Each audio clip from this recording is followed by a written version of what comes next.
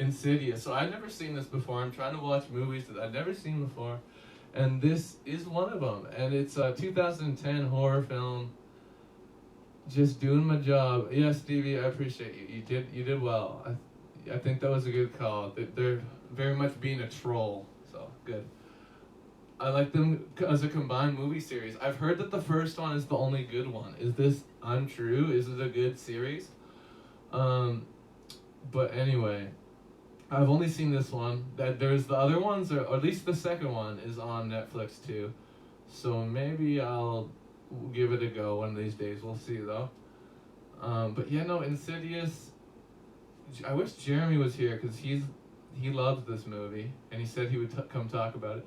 Well, that's okay. Stevie, you should bug him in the movie chat group if you can. If you can't, that's okay. But yeah, Insidious, 2010 horror movie. If people don't know what this is, let me lay it down. So it starts off like a haunting film. Shit starts going wrong. This kid falls off a ladder and he goes into a coma, but the doctors are like, oh, this is not like nothing I've ever seen. But he's in a coma, I guess, because I don't know. So they just keep him in their house, like attached to tubes and shit, like life support. But then they move houses because the house is spooky. There's some spooky shit going on in that house.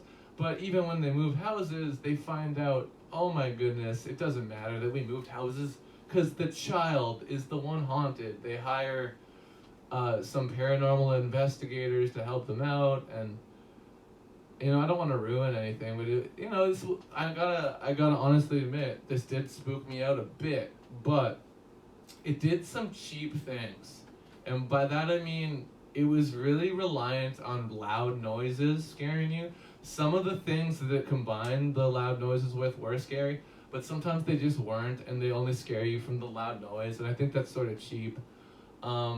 But I get what they're trying to do. Sometimes it can be good, but like there was some really blatant and annoying uses of that in this. But it wasn't like the worst, I've seen movies that abuse it more, and so because this one clearly was critically acclaimed, and you can see why. It's coherent enough. It's visually looks pretty good, and it is kind of scary. They got this like red demon as the main antagonist. He's fucking kind of spooky looking. Reminds me of Darth Maul though a little bit. Sort of reminds me of Darth Maul from Star Wars, but it's been a while since I watched them, but I remember liking 2 the most. Oh, then that makes me want to watch 2. Darth Maul spooked me as a kid. Actual Darth Maul? Well, yeah, because he, like, if you think about it, I actually came to this realization after this movie. I was like, hey, he looks kind of like Darth Maul. I'm like, oh, Darth Maul kind of looks like Satan or the devil or whatever. It's kind of weird. But yeah, thanks for popping in, One Tiny Panda. I'm gonna look up the IMDb and we can maybe go through the cast. I feel like the woman who played Renee, the mother character in this, debatably the main character. I feel like I've seen her in other stuff, and probably everybody in this, like at least and I think I've seen the main paranormal investigator, the older woman. I forget her character's name, but IMDb Insidious. Let's look it up. Yeah, that makes me want to watch the second one. But there's so many of them. There's like 4 or 5 of these movies. So you said the second one's the best. That is intriguing. That makes me want to watch the second one. And it's on Netflix. Netflix knew I watched the first one, so they put it in the preview like, you fucking watched the first one, here's the second one trailer, bitch. Of course, like they want you to do, they want you to watch it, of course. Patrick Wilson is Josh Lambert. I feel like he's in shit. I can't really place him. Rose Byrne was Renee. I'm gonna click on her. What else is she in? Hey? Rose Byrne. Known for some spy, just a movie called Spy. Oh, she's in Bridesmaids. Oh, okay, yeah. She's like one of the other bridesmaids in Bridesmaids. Or is she the bride? She might be the bride in Bridesmaids. And she's in Neighbors. That's the one that I think I'm remembering. She's like plays Seth Rogen's wife in Neighbors. Okay, she's doing all right. She's doing all right. Um, but back to the IMDb page of the film. 6.8 out of 10 is pretty good rating for IMDb. Much higher than Pootie Tang. I do not agree with this, but that is what it is. Um, the fourth I didn't like that much. Fair. What about the third one? There's that many of them. You've seen them all though. You're right though. I'm alone on it. Oh, you're okay. It's the unpopular opinions. Sometimes I agree with those unpopular opinions though. It's just to each their own, right?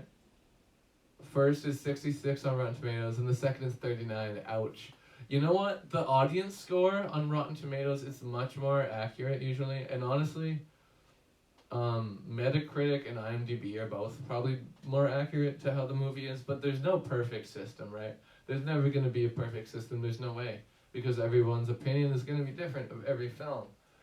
But anyway, let us continue with talking about this. So I talked about some of the spooky shit. How the main thing I wanted to address was the loud noises. It was kind of like, okay, I get it. Boom, boom, boom, ging, ging, ging, ging, jung, jung, jung, jung. D-Mask, first time chatter. What's up, Bob Ross? Welcome, D-Mask. Welcome to the party. We're talking about films, doing my movie review segment. This is Insidious. Have you seen Insidious? What did you think of it? If anybody wants to talk with me about it, I put the Discord in there. Or join the Discord just if you want to stay updated on my streams and see all the shit I put in there. There's a bunch of shit that goes into the Discord. But anyway, yeah, back to the film. What this is trying to happen this whole time, they're trying to get this boy, trying to get the demon to get away from the boy. So I'm going to try to explain the plot the best I can. So astral projection is a part of this. So the main kid that it goes into the coma or whatever, he is an expert in astral projection without knowing it, because he astral projects, so his spirit leaves his body, and while he's sleeping, but he just thinks it's dreams. So he's not worried about it. But one of these times that he was astral projecting, he went too far into this realm where he shouldn't be, where only non-human or dead people or demons are, called the Further. This other dimension called the Further. And yeah, I don't want to spoil too much, so I won't dip too deep into the plot.